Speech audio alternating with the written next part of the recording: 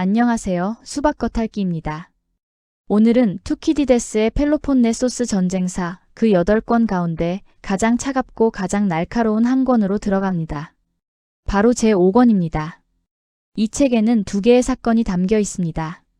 하나는 전쟁의 첫 국면을 봉합한 니키아스 평화조약이고 다른 하나는 강자의 논리가 도덕을 완전히 짓밟아 버린 멜로스 대화입니다. 평화가 어떻게 무너지는가, 그리고 권력이 도덕을 만났을 때 무슨 일이 벌어지는가? 오늘 그 두 장면을 끝까지 따라가 보겠습니다. 먼저 서론입니다. 권력과 도덕, 그리고 제국주의의 딜레마. 이 세 단어가 오늘 이야기 전체를 관통합니다. 배경부터 짚겠습니다. 펠로폰네소스 전쟁은 기원전 431년부터 기원전 404년까지 아테네 제국과 스파르타가 이끄는 펠로폰네소스 동맹 사이에서 벌어진 그리스 세계 전체를 파멸로 몰고 간 대전쟁이었습니다. 투키디데스가 위대한 이유는 바로 그 분석 방식에 있습니다. 그는 신의 개입이나 운명론을 철저히 배제하고 오직 국가 간 힘의 불균형을 원인으로 분석했습니다. 그래서 그는 정치적 리얼리즘, 즉 정치적 현실주의의 기원으로 평가받습니다. 그가 제시한 인간과 국가의 행동 동기는 단 세 가지였습니다. 두려움, 명예, 그리고 이익. 이 세 동기를 가지고 그는 전쟁의 인과관계를 과학적이고 현상학적인 태도로 규명하려 했습니다. 그렇다면 왜 하필 제5권일까요? 제5권은 전쟁의 첫 번째 국면이었던 아르키다모스 전쟁을 미봉책으로 봉합한 니키아스 평화조약의 체결과 붕괴 과정을 다룹니다. 즉, 평화가 어떻게 만들어지고 또 어떻게 무너지는가에 대한 임상 기록인 셈입니다. 그리고 제5권은 아테네 제국주의의 도덕적 타락을 적나라하게 보여주는 멜로스 대화를 품고 있습니다. 강대국이 약소국 앞에서 가면을 완전히 벗어던지는 순간이 여기에 기록되어 있습니다. 이런 이유로 제5권은 인간 본성과 권력 정치의 본질을 파헤친 불멸의 고전으로 평가받습니다. 자, 그럼 첫 번째 사건 니키아스 평화조약부터 해부해 보겠습니다. 니키아스 평화조약, 기원전 421년. 부제는 구조적 모순과 50년 평화의 허상입니다. 50년을 약속했지만 단 3년 만에 사실상 사라져버린 평화. 그 허망함의 정체를 지금부터 파헤칩니다. 기원전 431년에 발발해 10년간 이어진 아르키다모스 전쟁은 아테네와 스파르타 어느 쪽에도 결정타를 안기지 못한 채 극심한 전쟁 피로만 쌓아갔습니다. 전쟁 초기 아테네는 페리클레스의 방어적 해상 전략에 의존했지만 인구의 상당수를 앗아간 역병으로 페리클레스마저 잃는 타격을 입었습니다. 그러나 기원전 425년 아테네는 필로스와 스팍테리아 전투에서 승리하며 120명의 스파르타 정규군을 포함한 292명의 포로를 사로잡았습니다. 이는 스파르타에게 심리적으로도 군사적으로도 치명적이었습니다. 반대로 스파르타의 명장 브라시다스는 아테네의 북부 동맹국들을 이탈시키고 전략적 요충지이자 경제적 심장부였던 암피폴리스를 점령하며 전세를 다시 교착 상태로 되돌렸습니다. 아테네는 기원전 424년 보이오티아의 델리움 전투에서 참패하며 군사적 자신감마저 크게 잃었습니다. 이 팽팽한 교착을 깬 것은 기원전 422년 암피폴리스 탈환전이었습니다. 이 전투에서 양국의 주전파, 즉 강경파 지도자였던 아테네의 클레온과 스파르타의 브라시다스가 동시에 전사했습니다. 가장 호전적인 두 인물이 역사의 무대에서 함께 사라지자 양국 내부에서는 타협을 모색하는 온건파가 주도권을 잡게 됩니다. 아테네에서는 신중하고 보수적인 명문가 출신 장군 니키아스가, 스파르타에서는 추방당했다 돌아와 정치적 입지를 다지려던 플레이스토아낙스 왕이 협상의 전면에 나섰습니다.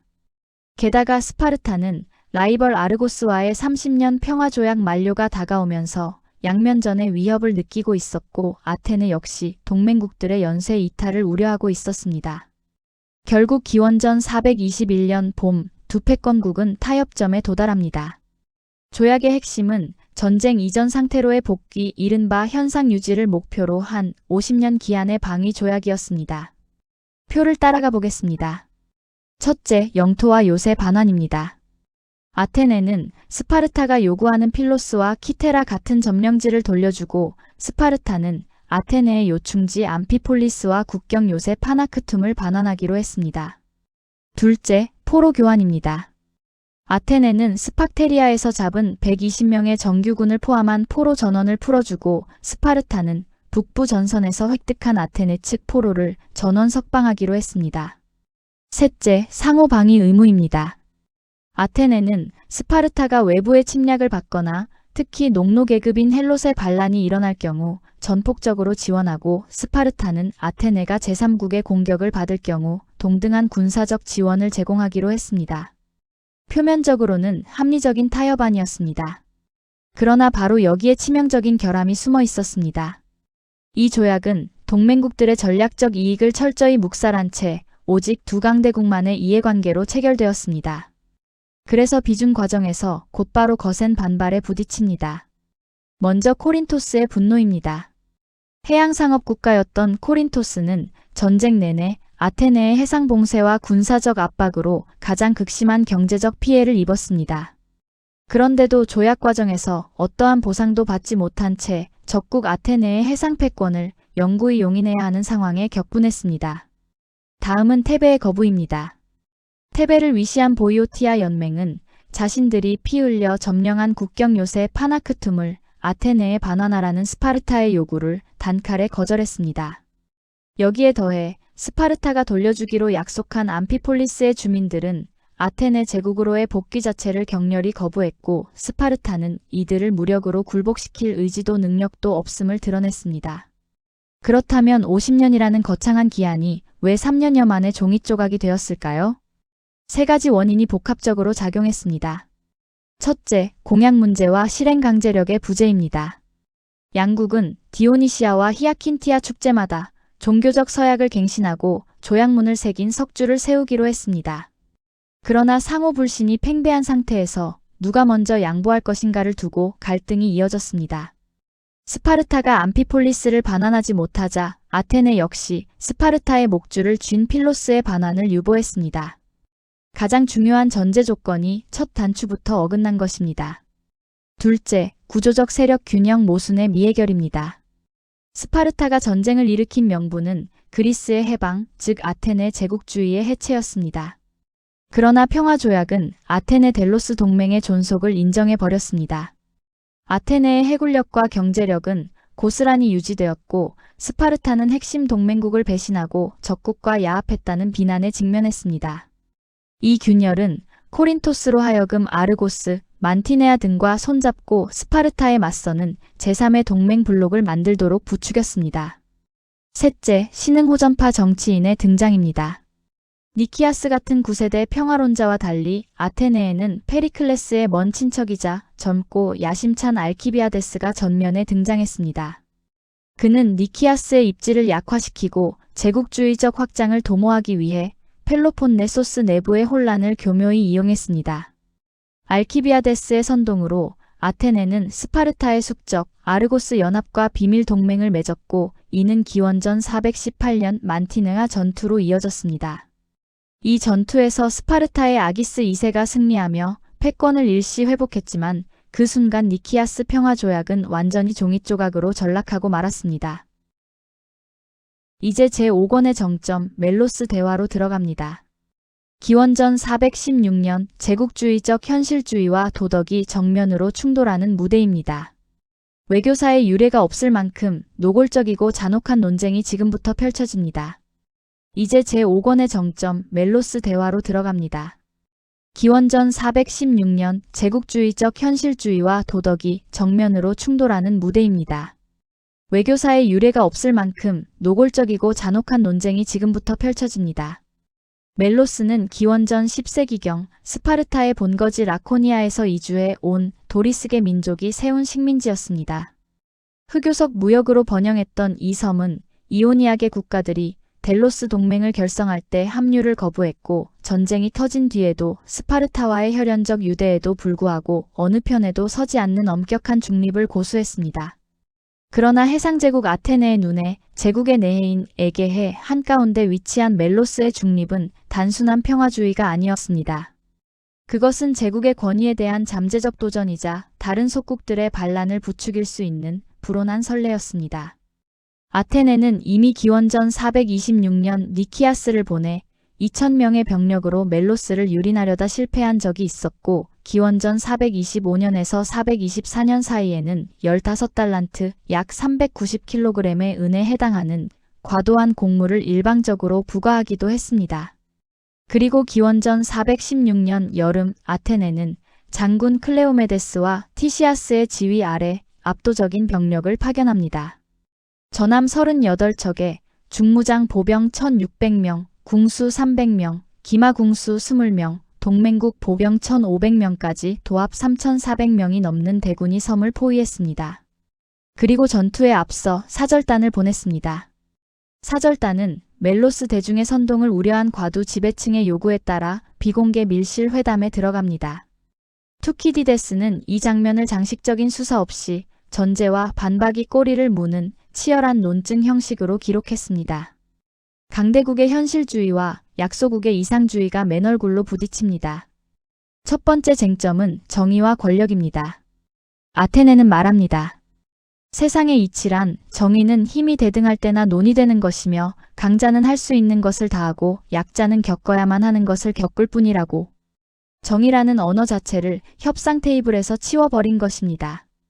이에 멜로스는 보편적 정의와 공정성의 원칙을 파괴하는 것은 단기적으로는 아테네의 이익일지 몰라도 언젠가 아테네가 몰락할 때 그 행위가 처절한 보복의 명분이 되어 부메랑처럼 돌아올 것이라고 반박합니다.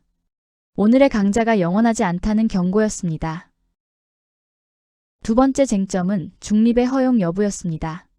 아테네는 멜로스의 중립이 제국의 신민들에게 아테네의 군사적 나약함으로 비칠 것이라 주장합니다. 우리의 안보를 위해서는 너희의 중립이 오히려 적대 행위보다 더 위험하다는 논리였습니다. 이에 멜로스는 우리는 당신들에게 해를 끼치지 않는 무고한 중립국이며 우리를 멸망시키면 아직 중립을 지키는 모든 나라를 공포에 떨게 해 도리어 당신들의 적으로 만들 것이라고 다시 맞섭니다. 세 번째 쟁점은 신성과 자연 법칙이었습니다. 아테네는 인간 세계뿐 아니라 신들의 세계에서도 권력을 쥘 수 있는 곳에서는 반드시 지배한다는 것이 영원한 자연의 법칙이라 단언합니다. 자신들은 그저 그 법칙을 따를 뿐이므로 신의 저주를 두려워하지 않는다는 것입니다. 멜로스는 호소합니다. 아테네의 행위는 명백한 불의이며 올바른 대의를 지키는 자신들을 신들이 가호할 것이고 운명의 여신이 불리한 전력을 보상해 줄 것이라고. 멜로스는 마지막 희망을 스파르타의 구원에 걸었습니다.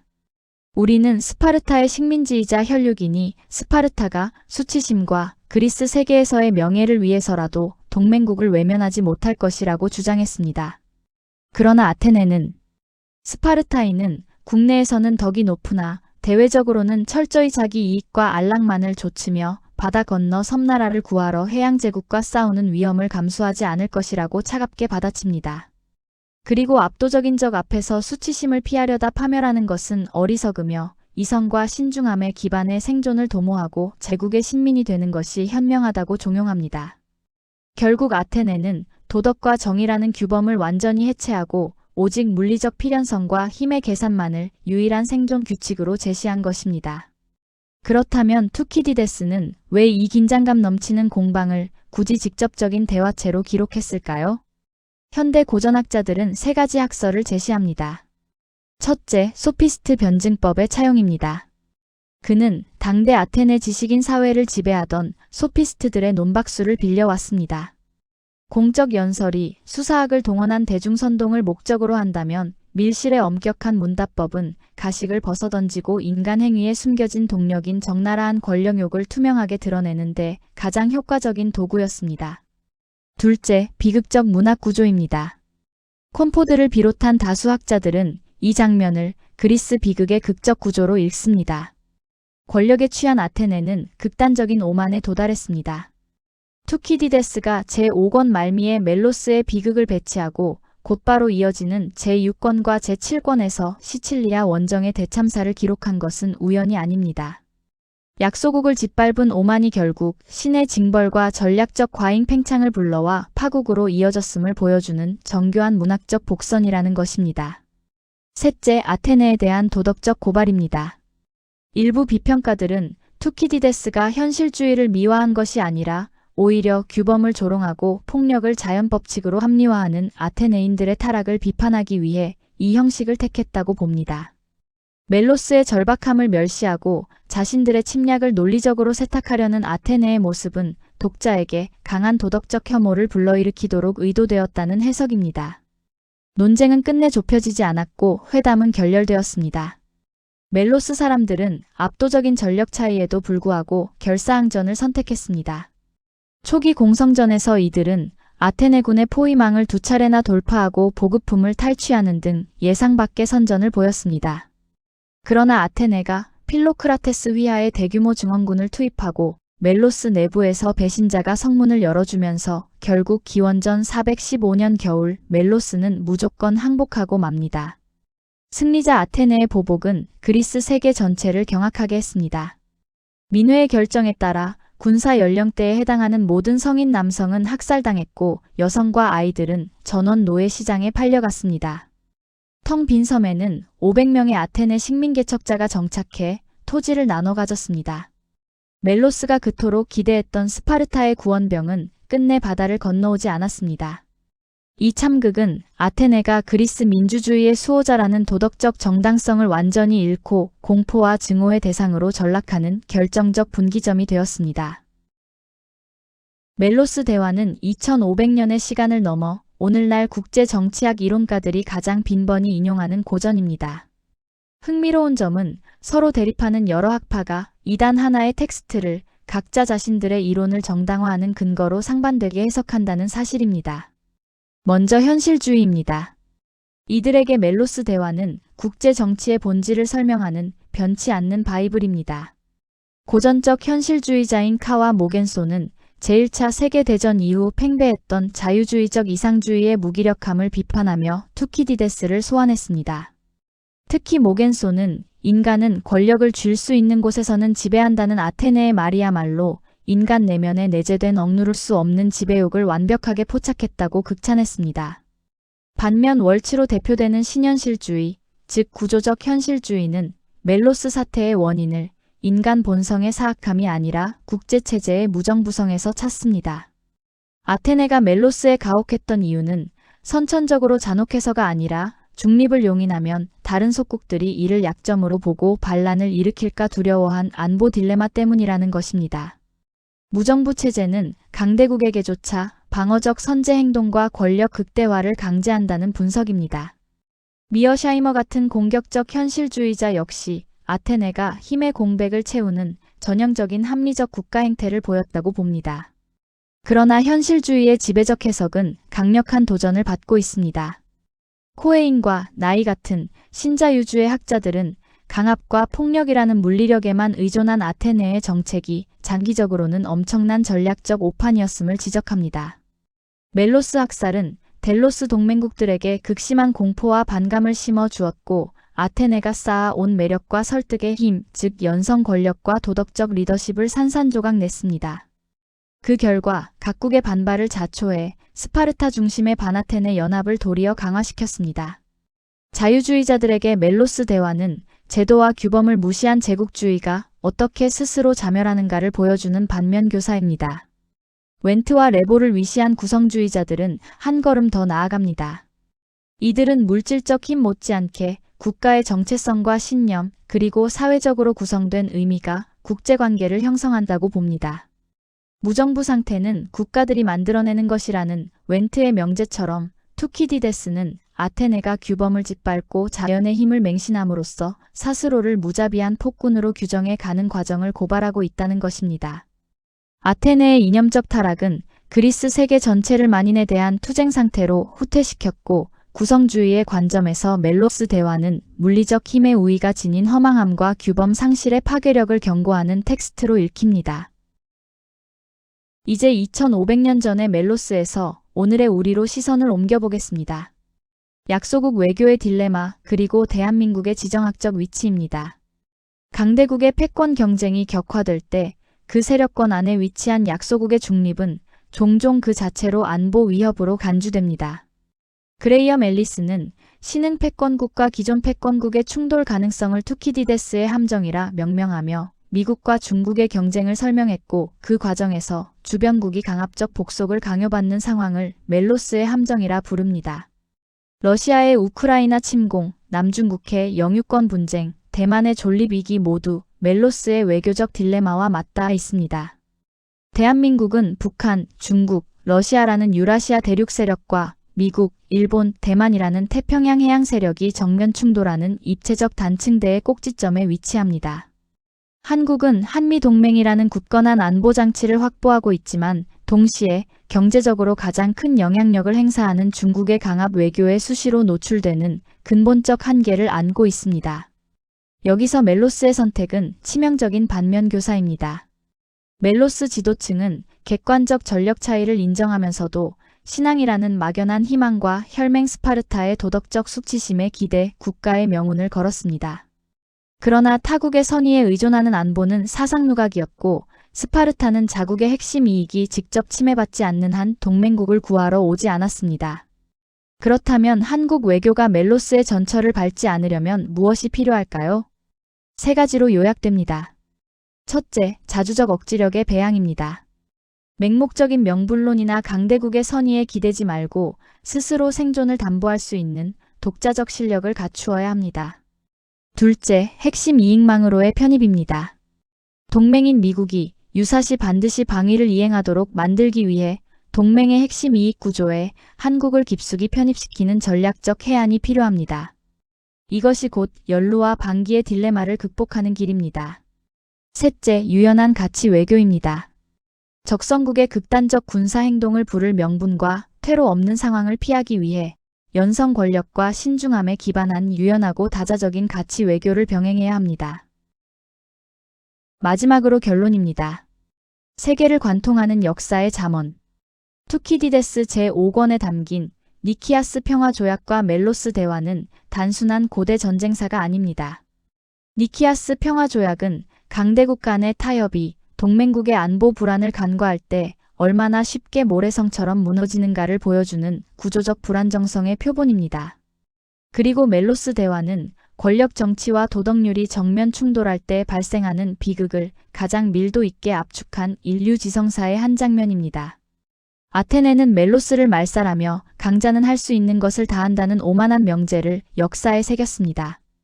그러나 투키디데스는 그 참극을 비극적 복선으로 삼아 규범을 잃고 폭력을 맹신한 제국이 어떻게 시칠리아의 진흙탕에서 스스로 파멸하게 되는지를 통렬하게 경고합니다. 강대국의 각축장 한가운데 놓인 오늘의 한국에게 멜로스의 침묵은 선의에 기댄 외교의 위험성을 경계하는 동시에 이성과 실력으로 현명한 생존 전략을 직조해 나가야 한다는 시대를 초월한 서늘한 잠언으로 남아 있습니다. 강자는 할 수 있는 것을 다하며 약자는 겪어야만 하는 것을 겪을 뿐이다. 투키디데스 멜로스 대화 중 아테네 사절단의 말입니다. 2500년이 지난 지금도 이 한 문장은 국제 정치의 가장 차가운 진실 위에 그대로 놓여 있습니다. 오늘 수박 겉핥기는 투키디데스 펠로폰네소스 전쟁사 제5권 니키아스 평화조약과 멜로스 대화를 함께 살펴봤습니다. 다음 편에서는 멜로스의 비극이 예고한 그 파국 아테네 제국의 운명을 뒤바꾼 시칠리아 원정으로 이어집니다. 영상이 흥미로우셨다면 구독과 좋아요로 함께 해주세요. 지금까지 수박 겉핥기였습니다. 감사합니다.